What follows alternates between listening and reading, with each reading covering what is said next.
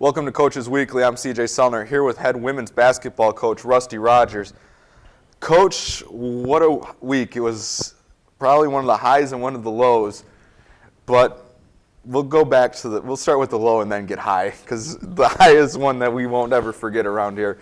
That Wisconsin Lutheran game on Saturday. It was a Wisconsin Lutheran team that came in playing angry, and that's how I said it on the broadcast, and I think that was the best way to describe it, coming off of their loss to Concordia, Wisconsin. You guys were just on the wrong end of the beating stick for that one. After reflection on the beating that we took on Saturday, I would have to agree with you. The Wisconsin Lutheran played a really, really good game. One of the finest games that have been played against us in the 2 years I've been here. Defensively, offensively, they were doing it all. They just ran us out of the gym, quite frankly. Their defense was fabulous. They were able to clog up the middle and still close out on our shooters on the perimeter, and they dominated the boards. We forced, I think, 25 turnovers, and we didn't capitalize on hardly any of those, which was the only bright side of our game, was that we created some turnovers. But it was a very difficult game, and I give all the credit to Wisconsin Lutheran. Now, for those of you who haven't seen what we're talking about when we're talking about highs of the week, here is that video of Lauren Orr's buzzer beater. So here, take a look. It wasn't open, and Jenke never got open either. That seemed like there was some isolation dribbling going on, but nothing doing. Can they hit the buzzer beater? Jenke had it knocked away. They throw it up at the buzzer. Yes! Lauren Orr throws up a prayer. Oh my goodness, unbelievable shot. And it rattles in to win. Unreal. What?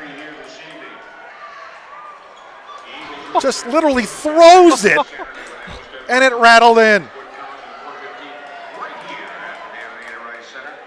Now, Coach, we'll talk about the shot first, because talk about how you drew that up, because there was a couple timeouts to really set things up before we even got to that.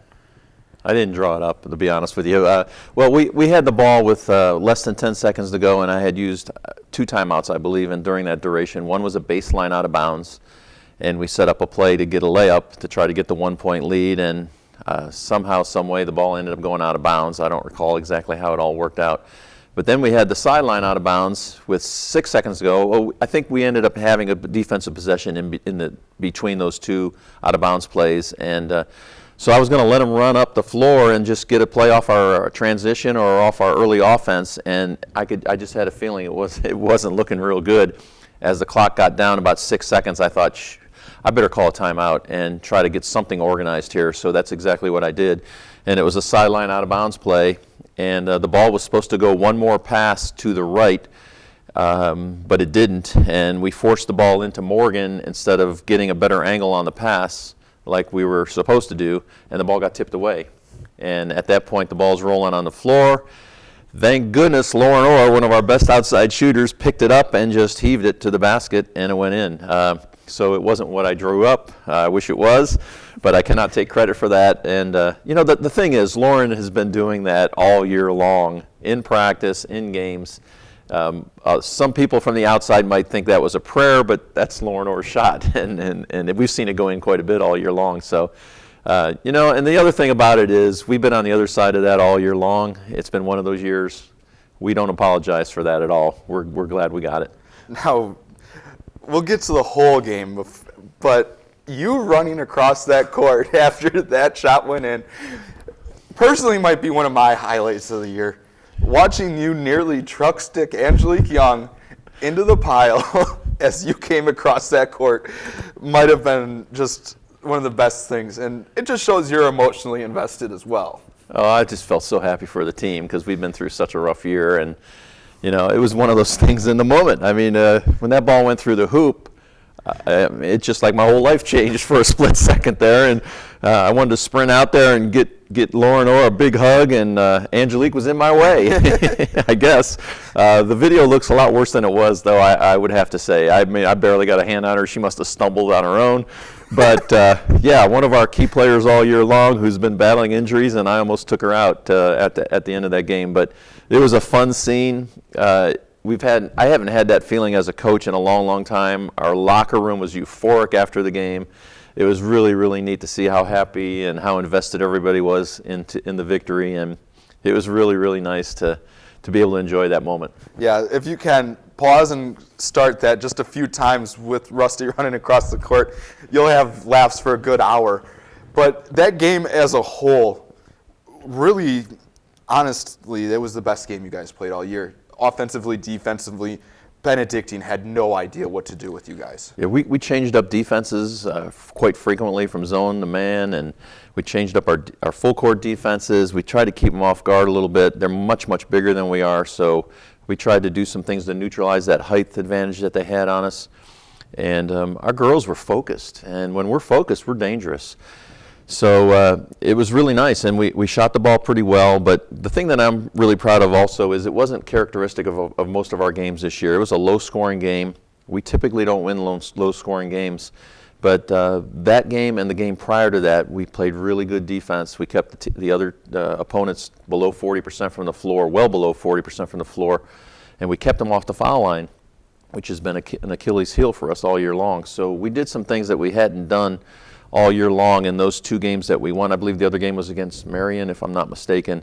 So those two games back-to-back were great defensive efforts. But then Saturday, we ran into a team that, like you said, was on a mission, and they were mean and they were mad, and after coming off a buzzer beater themselves on the losing end. But it bodes well for the future. We know we have some fight in us, and we know what we can do when we're focused. Now, fight becomes a key word this week.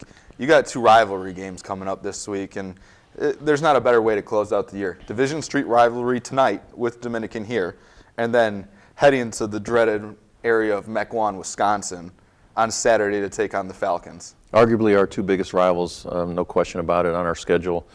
The Dominican game is going to be huge. It's a game I think they probably think they can get, and we think we can get. So both teams are going to come at each other, and Dominican is a much improved team from last year. They're very, very formidable. We're going to have to play tough tonight. We're going to have focus. We haven't had that focus on our home floor for some reason this year. The distractions of being home have really plagued us.